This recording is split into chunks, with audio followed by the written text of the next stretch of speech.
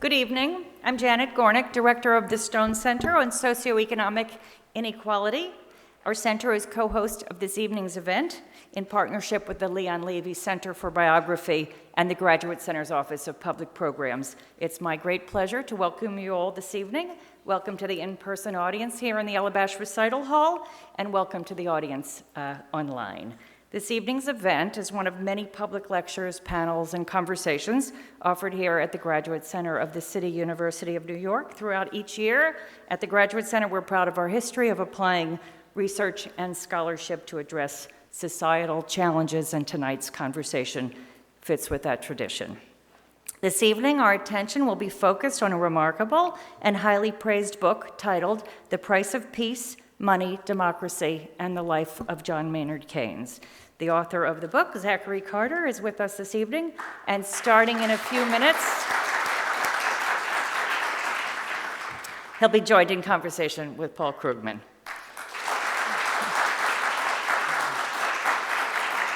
So let me first tell you what to expect this evening. After my brief introduction, our two guests will discuss the book and whatever else comes to mind for about 50 minutes.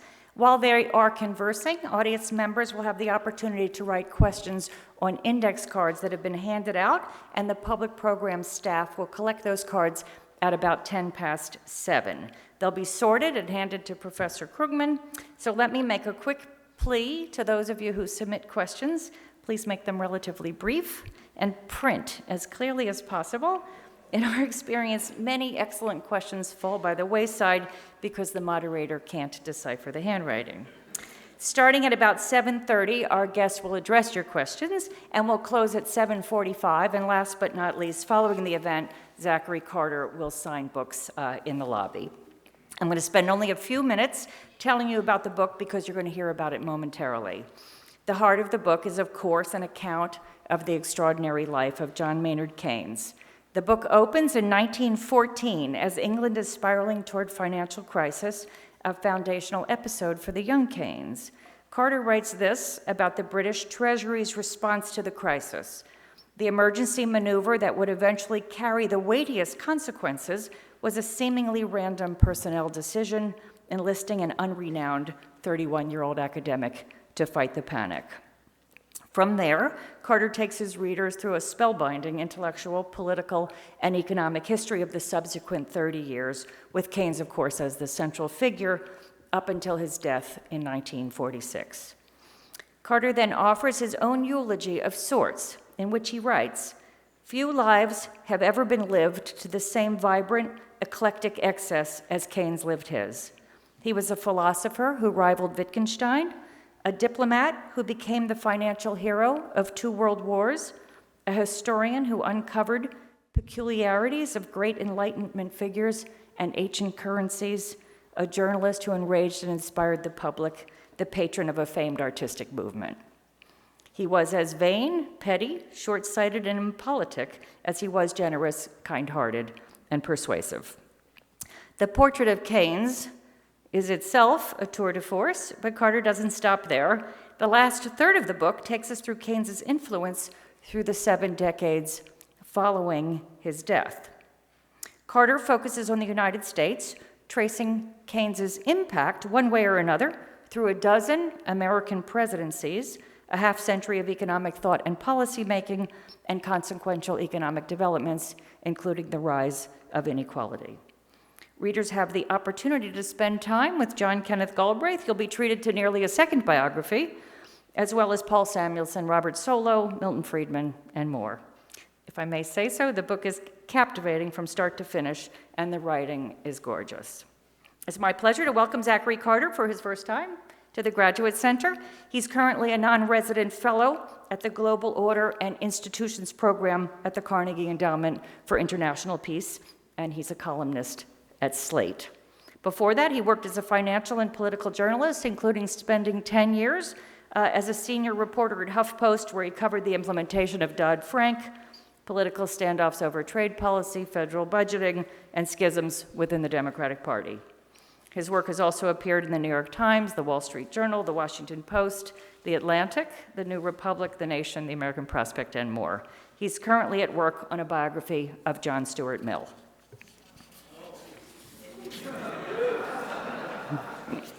We'll have you back in, 3 years? 2 years? If the crowd's this good. If the crowd's this good. You're officially invited. Paul Krugman is Distinguished Professor in the Graduate Center's PhD program in economics and a senior scholar in the Stone Center. Before joining the Graduate Center, he was a professor of economics and international affairs at Princeton.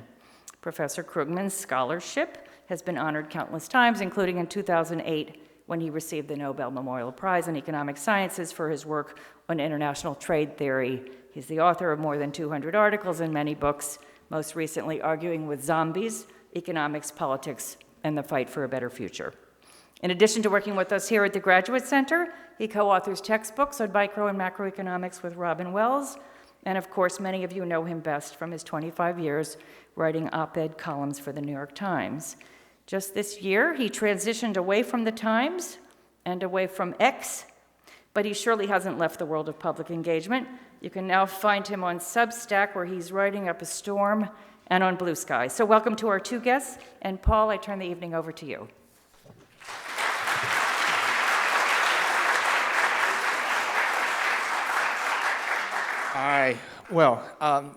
Thanks for coming.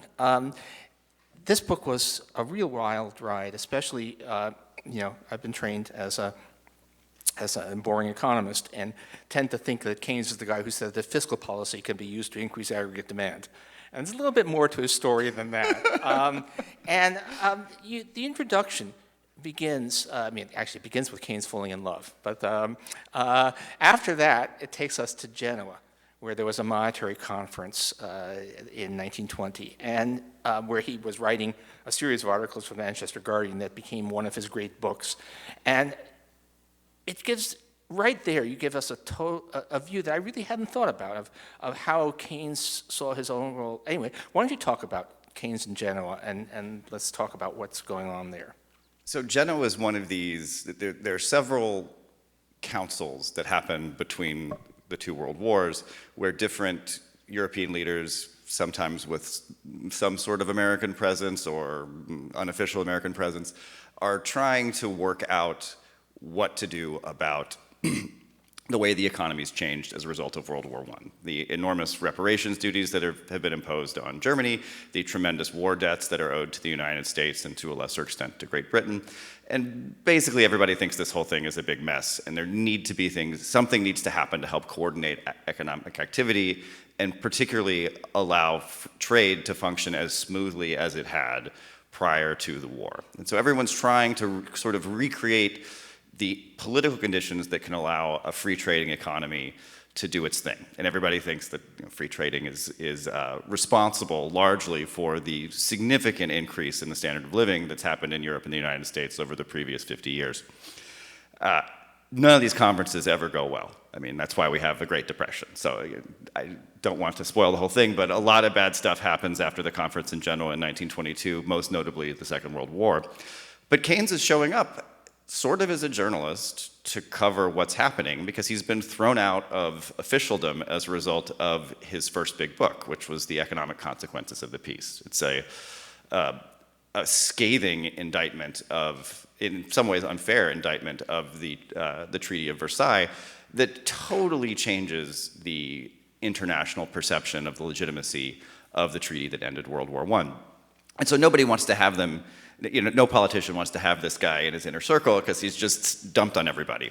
But he's going as a journalist, and he's trying to think of a new scheme to help coordinate currencies and make the world a safe place for free trade again.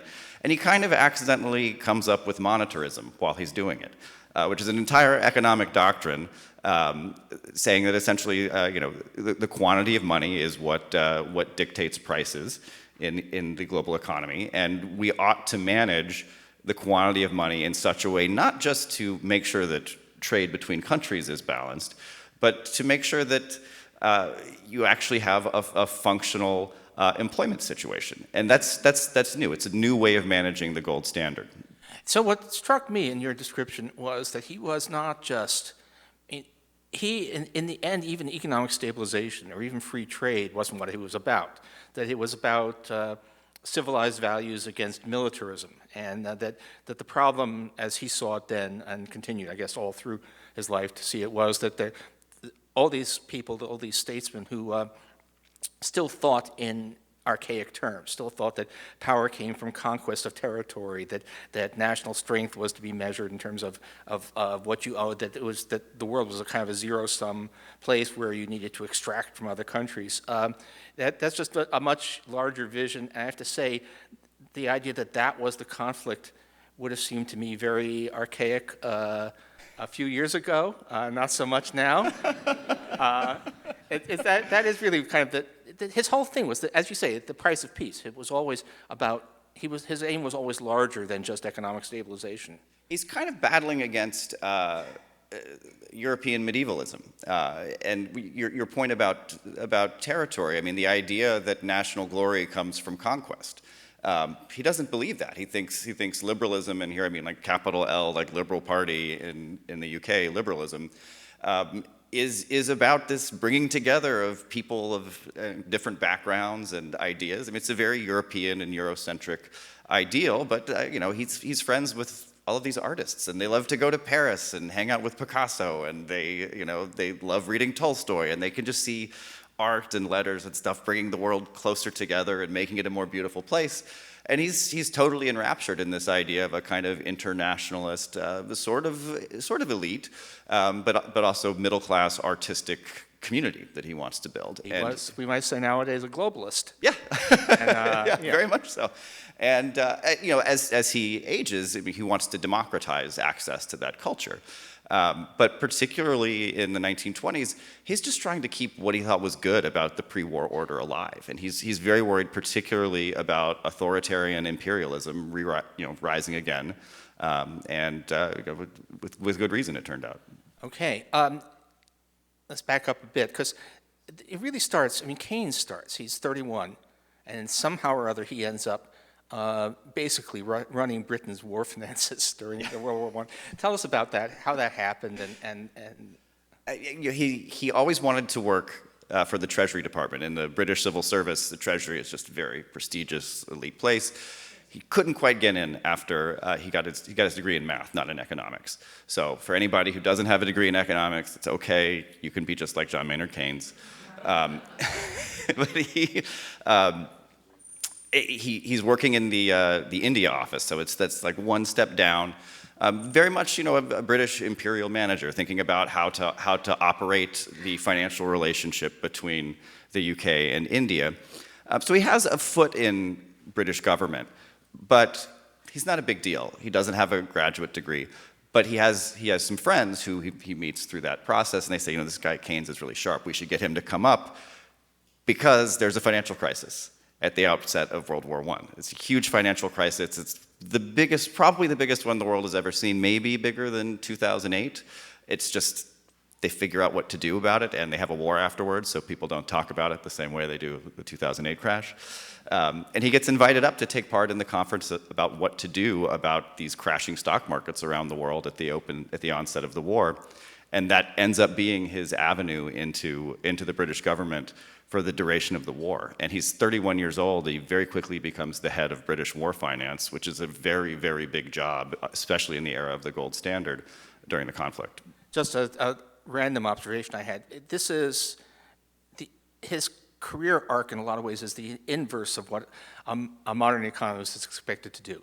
You're supposed to spend your first 20 years as an adult writing theoretical elaborations, and then maybe go into policy. And Keynes plunges right into the heart of policy, and then sort of eventually in his 50s goes out there and writes the most fundamental work, economic work of the 20th century. It's just wild.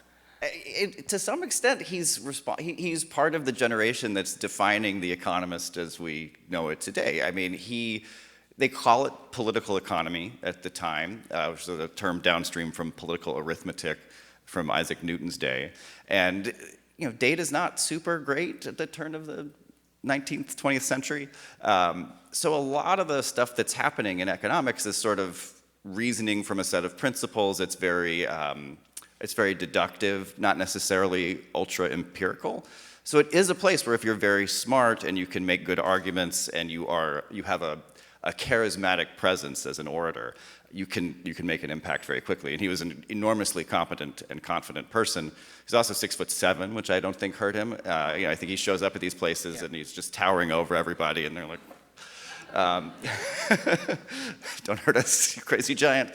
But he was very persuasive, and particularly, one of the things that I thought was really fascinating in studying his career, he works out so many of his ideas in the popular press. At one point, he buys his own newspaper to just sort of play around with economic ideas in public. He also writes for academic journals, but a lot of his big ideas come from writings that show up in the New York Times or in the Nation and Athenaeum, which he runs, which I think is a really important lesson for the way that economics is conducted today. There was sort of a joke for a while that the best sort of academic economics discourse was happening on a website called Twitter.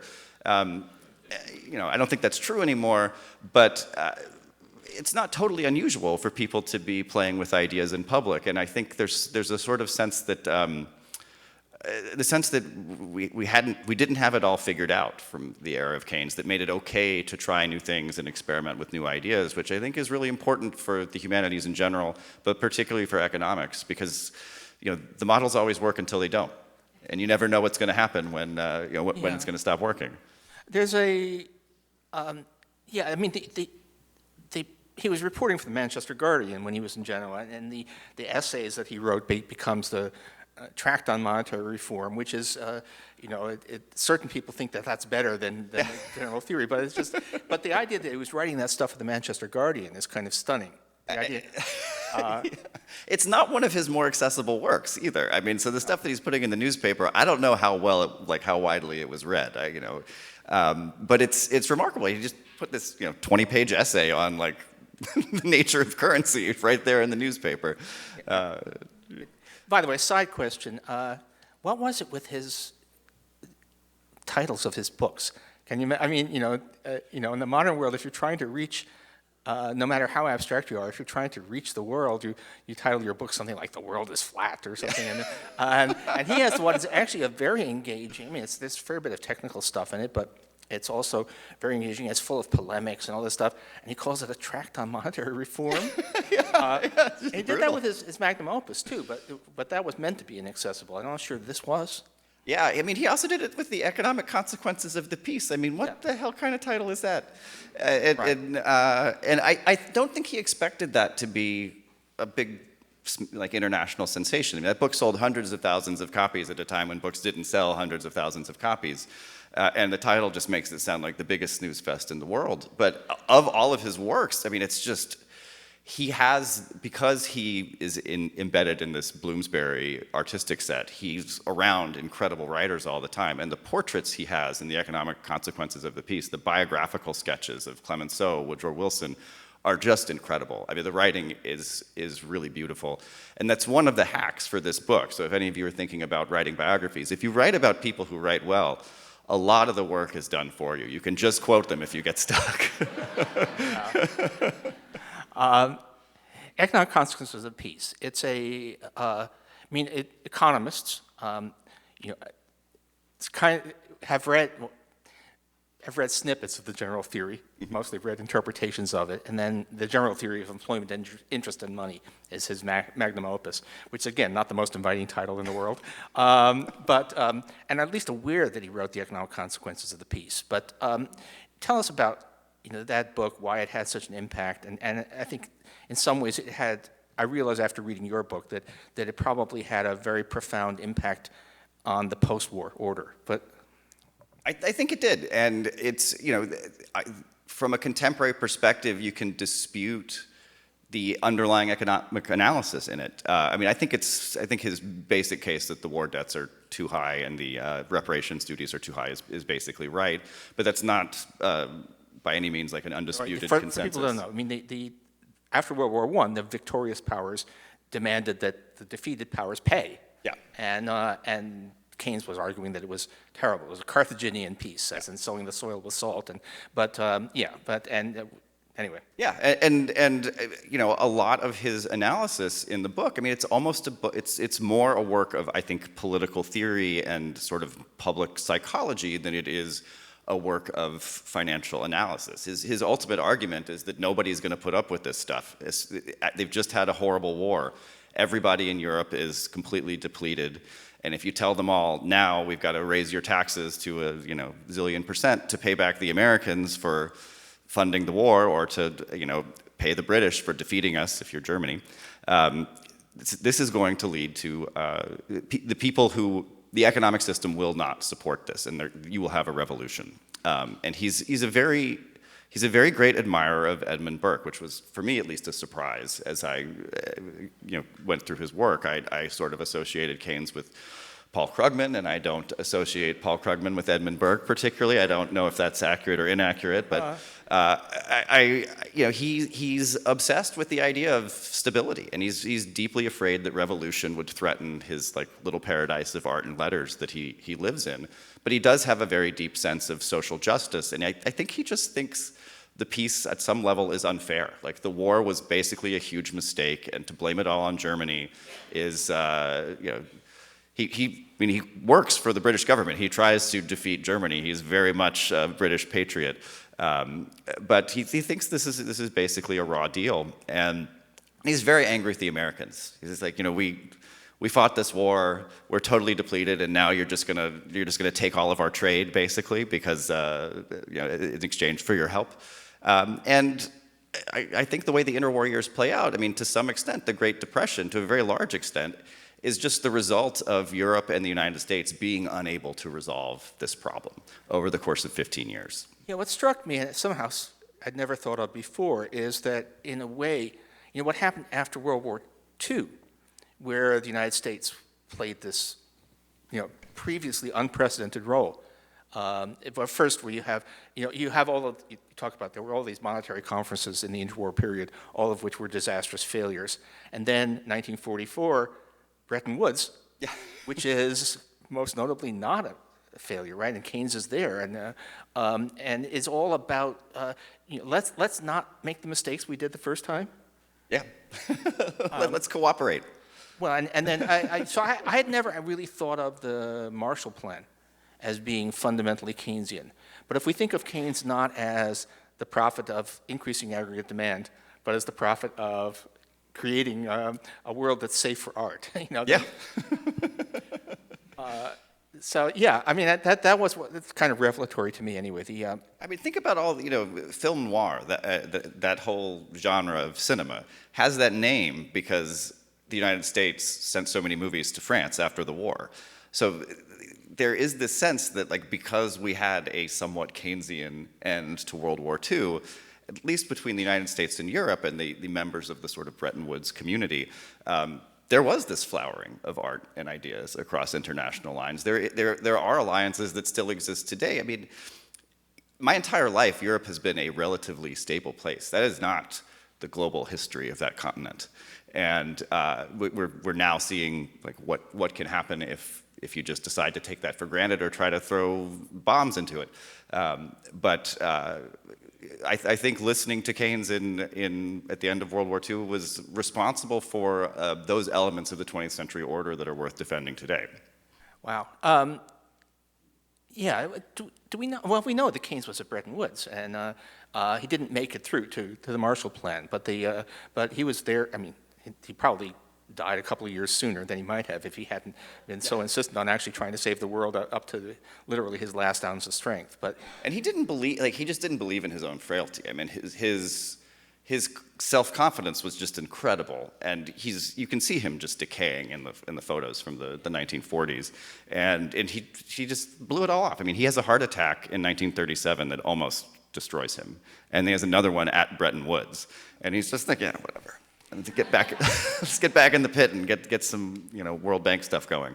But I think the Marshall Plan, in a lot of ways, it's ideologically downstream of what happens at Bretton Woods. The idea there for Keynes fundamentally is that the victors have to pay to rebuild because they're the people who won. They have the money, and if they don't pay to rebuild, then the conflict continues to fester.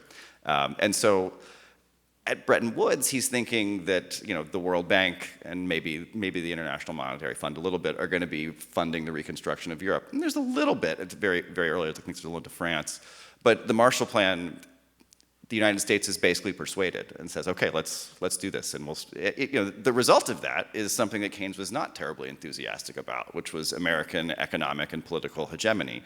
But I think he would take that over the alternatives that were available in 1946. Yeah, the striking thing about Bretton Woods is that it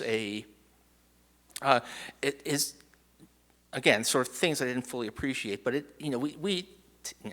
nowadays there's so much water under the bridge, and we think about it as it eventually became constraining and all that, but it was setting up a system where, at least in principle, surplus countries were supposed to help deficit countries, right? Where you were supposed to help manage the international system, and also one in which was kind of symmetric. There was no global, in practice it was American hegemony, but not on paper. It was American hegemony, but there were also reciprocal relationships within the Bretton Woods nations. The USSR never ratifies the treaty. They do actually sign it at Bretton Woods, which tells you how impressive the conference is as a diplomatic event, because they actually put their name on the line, which the national government was not willing to support ultimately.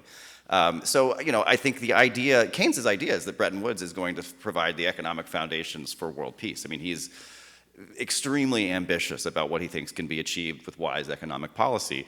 And because the USSR doesn't ratify the treaty, it can't prevent the Cold War. And I think that would have been extremely difficult even if they had signed on. But the relationships among the powers that sign it are still pretty good today. That's quite an achievement, and not in any way, as the experience after World War I shows, not in any way predetermined by the events as they stood in 1944. So one thing I really didn't know was why it was there. I mean, this conference, it's the Mount Washington Hotel in Bretton Woods, New Hampshire, which is this huge Victorian, I guess, wooden structure, but it's quite remote and big and old, yeah. Yeah, but it was there because Keynes said, "I am not doing a conference in Washington in July." Yeah. I mean, Washington in July, I live in Washington now, and it's horrible in July. But in 1944, when they don't have air conditioning, I mean, these people are at war, but they're not masochists. Okay. I don't think I want to talk about the development of the general theory, but I do want to talk about the Keynesian. So here you have, Keynes has kind of been exiled from politics in the 30s, but he has decided that what he really needs now, after having been in the center of affairs, now I really need some academic credibility, and starts working out this theory. And it's quite a process. It's not some guy who goes, I want to talk about writing books in a few minutes, but he's not some guy who withdraws to a study for a year and writes a book. It's almost this. Well, I don't know, how would you describe it? Because I was going to say something about it. The process of the general theory's development, Keynes he has this whole cult of personality around him at Cambridge University. And they call themselves the Cambridge Circus, but it's kind of, it's almost like a cult. They talk to each other like, brother, are you saved? And they're joking, but are they? And they all have this sense that they're developing some new theory, that even the big ideas that Keynes has been putting forward about the quantity of money in the interwar years are just not quite right. And eventually they all put it together, but there are other figures like Joan Robinson, her husband Austin, her lover Richard Kahn, Piero Sraffa, who's an Italian economist. People were a lot more interesting than your modern economists.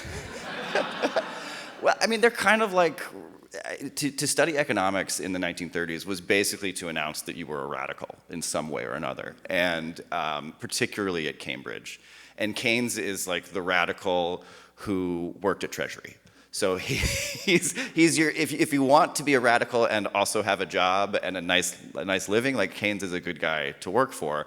And in this kind of ferment where they're fighting with Friedrich Hayek in academic papers. He's trying to teach students his old book called A Treatise on Money. which comes after the tract on monetary reform. I mean, these are that's an even larger, more ridiculous book than the general theory. And in many ways, it's a collective effort. But his goal, he feels like he's done a really good job reaching the general public since the economic consequences of the piece. So he's had 15 years where he's been the most famous economist in the world, and the public knows what he thinks. He doesn't have a problem reaching the public, and he has an enormous audience. I mean, he gets paid a crazy amount of money to write those Manchester Guardian articles in 1922. But he doesn't think that that public opinion is directly influencing government leaders. So he thinks in order to influence those figures, who are still, a lot of them in the British government are still salty about what he wrote in 1919, he needs to convert the sort of priesthood of economics to a new theory of economics. And if he gets this kind of intellectual circle to say, this is a great new work, then FDR and everybody else will do public work spending and all the things that he thinks are important for saving the global economy. Yeah, I mean, the general theory it really is intended as an insider conversation. I mean, I don't know, it's maybe chapter 5 or something is entitled The Choice of Units. He says it right in the introduction. He says, the general public, feel free to read this book, but really this conversation is for experts. He's like telling people, don't read it. And they didn't. It sold very poorly. There was no American paperback edition until the 1960s. The most important economics text, possibly ever written, certainly since Ricardo, I think. Yeah, so what struck me that is, I was thinking, from the point of view of somebody who obviously studied economics very much in a kind of Keynes, but much post-Keynesian world, several generations down in terms of intellectual generations, but what came down to us as Keynesian economics were not ideas that were all that unique to him, that in a lot of ways somebody like J.R. Hicks was moving down the same path. Did we really need Keynes? And what struck me is that he wouldn't have had the influence. The book itself wouldn't have had the influence if it wasn't for the cult, if it wasn't for the people who disseminated it. I think the cult, and then he has a set of proselytizers who are going out, particularly from the Cambridge in England to the Cambridge in the United States. So there's a whole bunch of people end up at Harvard who are studying with Keynes in the 1930s with the Cambridge Circus people. They become sort of like the 12 apostles, and they're off spreading the gospel at Harvard and Tufts to a lesser extent. Poor Tufts. And it changes. It's very important that he's at Harvard. I don't have a lot of nice things to say about Harvard in general, but it's very important that he's at Harvard because Harvard is recruiting ground for the Roosevelt administration. Felix Frankfurter is there, and there are people who are holding seminars just sort of translating Keynes's ideas, and then those people are going straight to the Roosevelt administration. Without the cult, I don't think you get the general theory as the sort of great text, great tome of Keynesian economics. And I think without Keynes is as famous as a rock star in the 1920s. I mean, rock stars don't exist in the 1920s. Yeah. He's enormously, he's like Charlie Chaplin or something. Like, he's a really, really famous guy. And I think without that kind of persona, an academic with a good idea, I mean, there are probably a lot of academics with good ideas in this room, right? I mean, it's really hard to become like, the face of an intellectual movement. And I think to some extent, Keynes becomes the standard bearer for a set of ideas about democracy and economic management that go beyond just even the technical information in the general theory. They're just beliefs about what a free world looks like that people latch onto. Okay, a couple of minutes early, but I'm going to ask the people start passing your question cards up, because I think this is a natural break point in the conversation for me to do that before I get into the next stuff. By the way, one of the things that struck me, here's a train of thought.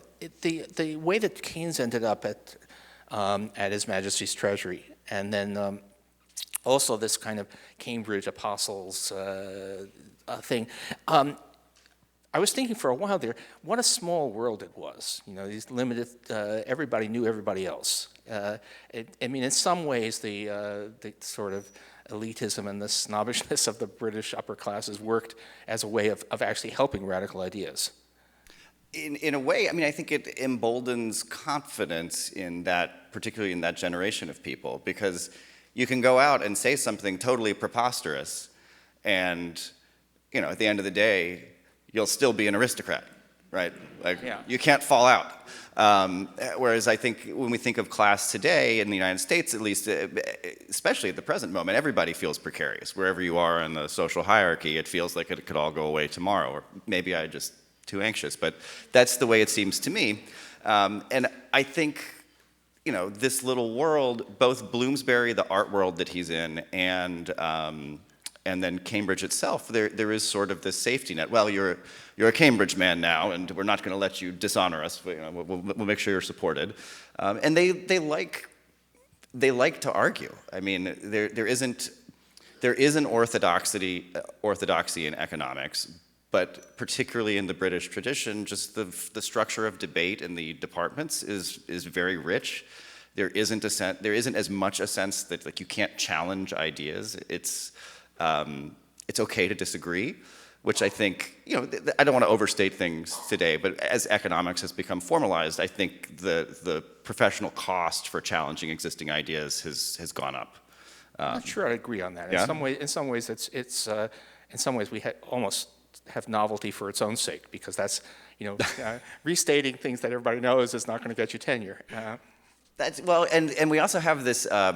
You have this book from the '90s where you talk about policy entrepreneurs, and there's this kind of culture of people being like, I have this one cool idea, and if we just implement this, everything's going to be fine. And, like, maybe the idea is not bad, but it's not going to solve all of our problems forever. Anyway, my funny cut on this, inserting myself in here, I was thinking about, you know, the smallness of that world, and everybody knew everybody, and and then I realized that everybody roughly my age that you've heard of in economics was at MIT or Harvard in the mid-1970s, that Mario Draghi and Ben Bernanke and Larry Summers, and I were all in school together pretty much, and we all knew each other since we were in our 20s. And that international economics, which was my original field, was basically the same 30 people meeting in conferences all around the world, and so it's not that things are maybe not that different. Yeah, I mean, one thing that's different is that there are disputes. There are disputes between Keynesians and other kinds of thinkers. There are also disputes among Keynesians that continue across the 60s and 70s. And I think those fights end up being really helpful for the development of the ideas as a policy apparatus. Because Keynes is thinking specifically about how to treat the Depression with the general theory. And what you do with... There might be a consensus among like-minded people about what to do about the Depression, but after that, people need to, the world has new problems that arise. And I think a lot of the battles between, say, Joan Robinson and Paul Samuelson, I don't feel like I'm fit to judge how theoretically, who gets the best of these debates, but I think the existence of the debate shows that it's an area of important intellectual ferment. I think the fact that Samuelson was really able to build MIT out of nothing into a economic powerhouse is, it makes economics a more vibrant place. Even if in doing so, he's really frustrating a lot of folks at the old Cambridge in the UK. Well, there's an interesting thing there, which is that Samuelson produces what, from the point of view of the Cambridge circus, is this sort of flattened out, drained of life, boring, two lines crossing version, and yet it's Samuelson was not a fool and not a naif either. He knew what he was doing, and he produced something that was a way of getting this stuff across, and had his own, not too different in the end from Keynes, this vision of a world of stability and peace, and was trying to achieve that. No, when you read the introduction to his, so Paul Samuelson writes like the definitive economics textbook in 1948. And there are all kinds of battles about getting Keynes translated into some sort of accessible textbook. I mean, people's careers are destroyed by these crazy Red Scare guys who just want to keep Keynes out of the textbooks. And so Samuelson just getting a textbook done is like an incredible achievement on its own. But then, I think probably my own theoretical, like my heart is always with the Cambridge, England folks. I love their, ridiculous philosophical grandiosity. I like that they're kind of dreamers, and I feel like Samuelson's a little bit more of a bean counter. He's not this wild romantic like Keynes is. But if you don't have what's happening at MIT, this stuff never gets operationalizable for the federal government. And I think as a view of the whole world, as a view of like human psychology, I don't think Samuelson is as rich a thinker as Keynes is, but he's able to like get policy made. And as a result, and train people in how to get policy made. And that is extremely, if people aren't actually doing the work in the Kennedy administration, no one's going to be talking about John Maynard Keynes today. Right. Let me, that story about the incredible travails of trying to get Keynesian ideas into American thought. I mean, and the pushback and the savage pushback at universities.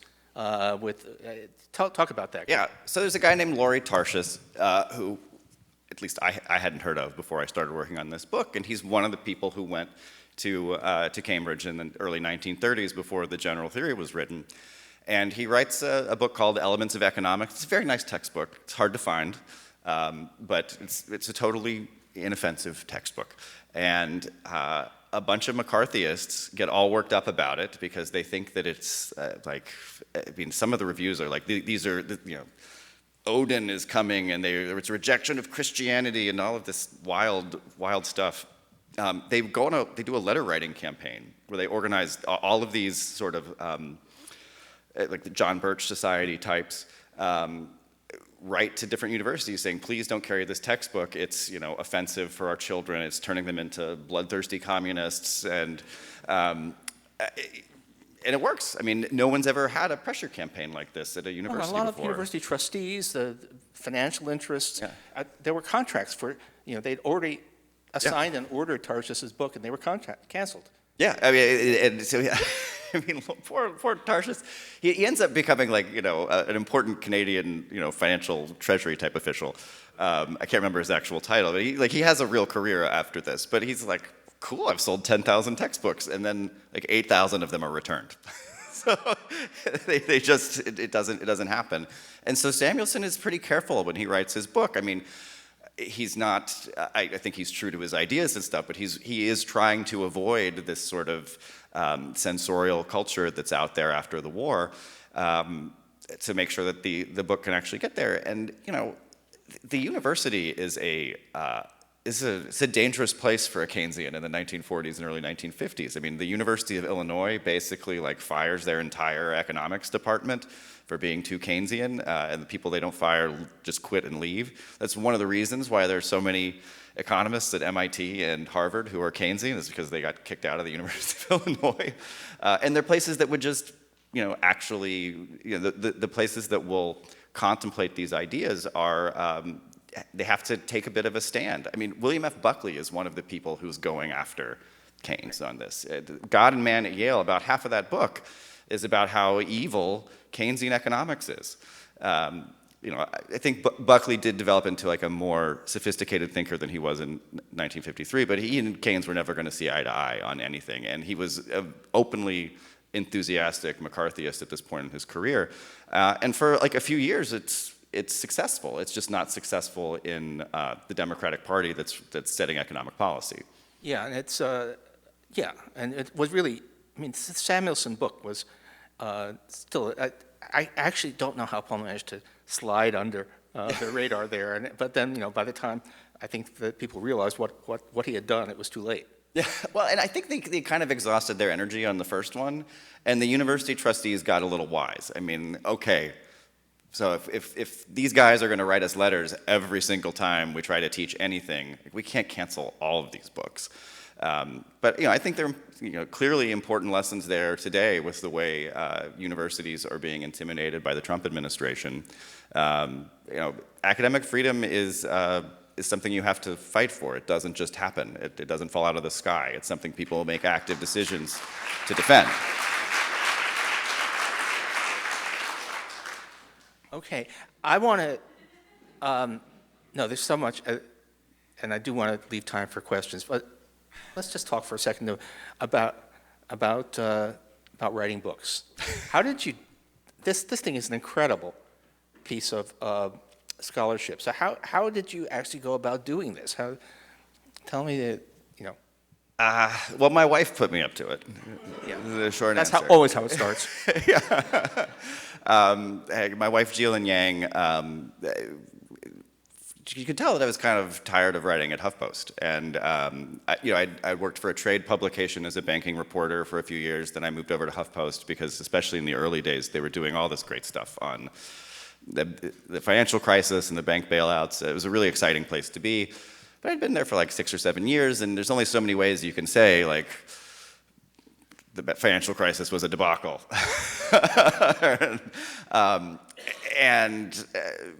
She's like, you need to write a book. You need to just do it.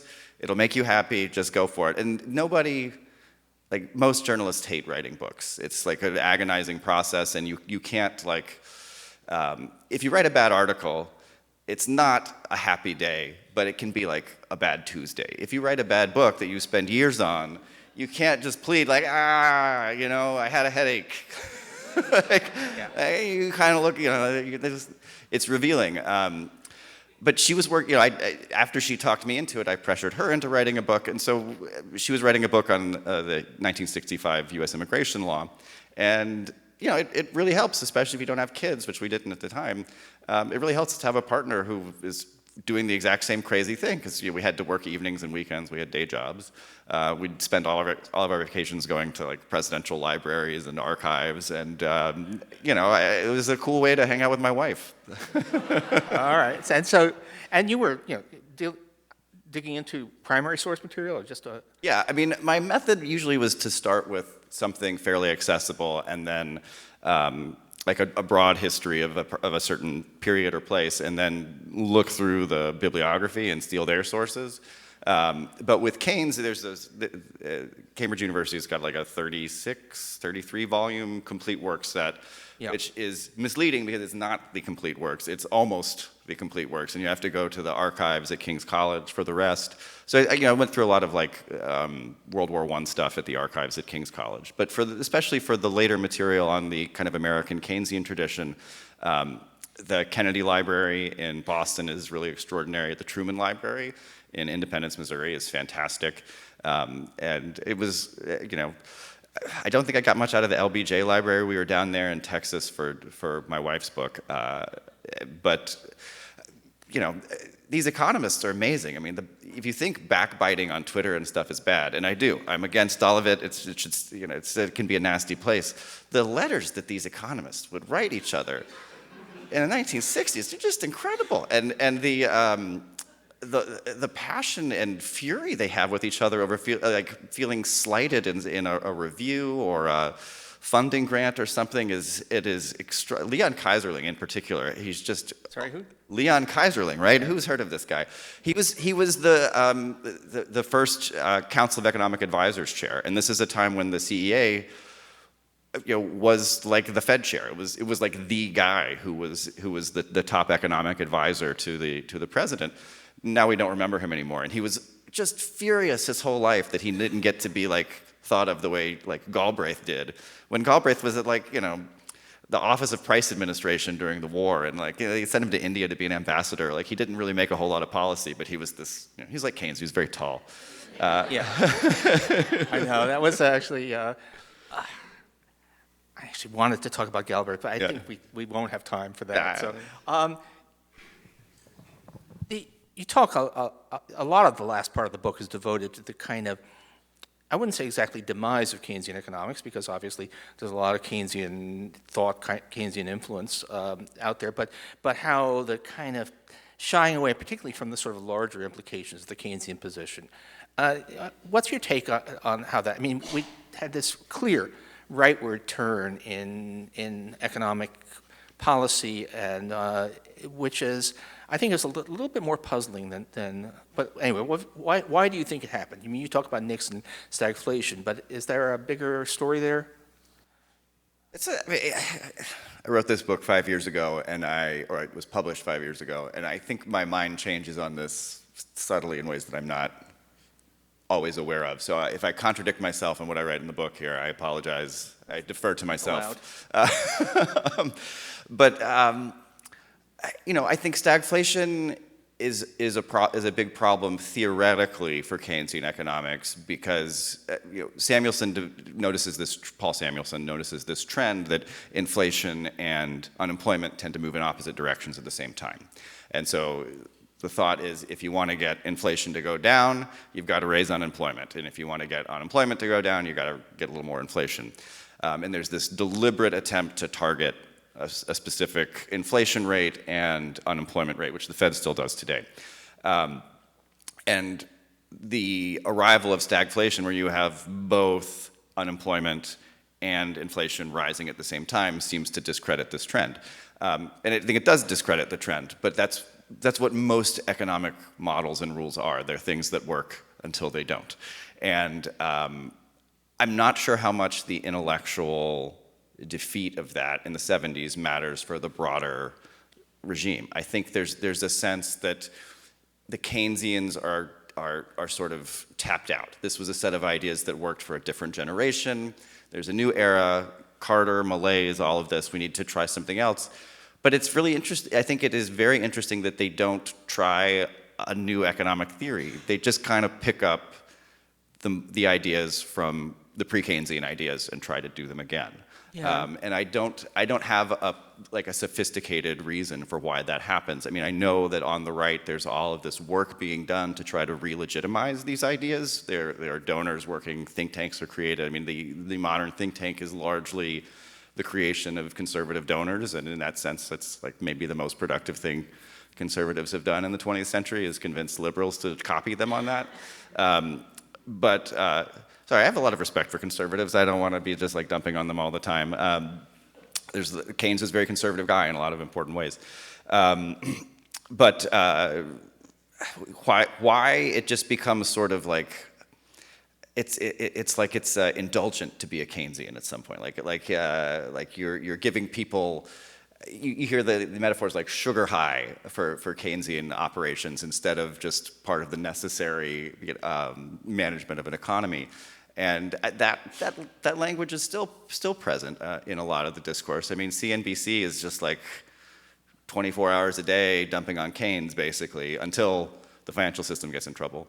So maybe that's my last point before we take questions. The 70s was disturbing, and stagflation, although it was accommodated in textbooks and models pretty easily, but it was kind of a shock to the system, and people. Mm-hmm. But people still talk about the 70s, and yet 2008 comes along, and is by any standard the aftermath of the financial crisis is worse than the 70s, in terms of actual impact on people's lives, in terms of damage done, and does produce a lot of new thinking, but somehow the fundamental tenor of discussion, it's like it's the economics equivalent of 1848, the turning point when history failed to turn. Yeah. 2008 is another turning point when things didn't turn. Do you have a take on that? Oh, 2008 is so central to my own career. Like I think about it all the time. I mean, I was a professional musician, and I was working as a banking reporter to pay the bills between rock and roll tours, and it was like the most boring job in the world. I was covering banks, and it was 2006, and then it was the most interesting job in the world. I remember right around the crash, all these guys who were talking to me, like my sources, who had sort of, they weren't ideologues about it. They just sort of took the rationality of the market system and the efficient allocation of capital by private industry to be, that was just sort of assumed to be how the world worked. And then the economy crashed, And they're like, well, you can't just let the banks go down.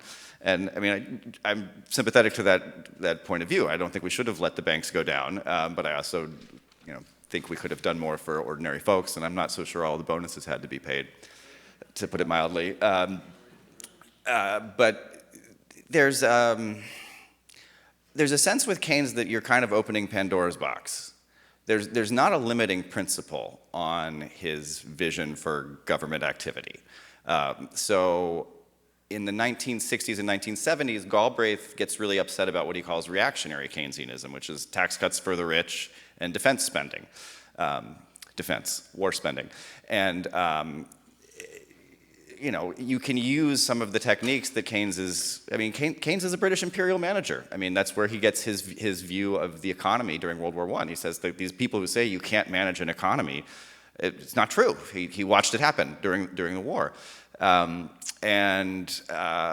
think there's a sense, particularly in Europe, that if you violate the sort of rules of the 1990s, the sort of consensus that had emerged by the 1990s, that you're not just tinkering with trade deficits, money, and credit, you're tinkering with world peace. That the vision that united Europe in particular around at the end of the Cold War saw free trade as this thing that connected, free trade and balanced budgets specifically as this thing that connected peoples and forced them to cooperate. The famous Tom Friedman line, like, no two countries that share a supply chain will ever go to war until they do.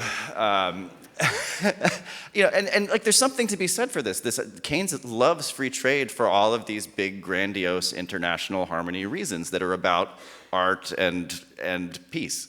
And I think the vision that emerges in Europe by the late 90s is different for how to maintain that than it was in the middle of the 20th century. And I don't think we've come up with a consensus around what a different set of economic norms and rules of fair play would be. So, like, I think about Trump and his tariffs all the time, because the tariffs on steel and aluminum don't really bother me. The tariffs on absolutely everything else seems totally nuts to me. And there is a sense, even with the steel and aluminum, that, like, you're taking something from somebody else. Your gains are coming at the expense of someone else. And we don't have, Keynes doesn't, at Bretton Woods, he tries to get some principles on paper for what fair play might constitute. The idea that surplus countries need to help deficit countries, rich countries need to help poor countries is there. But there's a sort of simple set of rules from the gold standard that are easy to internalize and hard to argue with until you watch countries fall apart on them. I was quoting H.L. Mencken the other day, that to any complex problem there is a clear, simple, and wrong solution. Okay, thank you, everybody.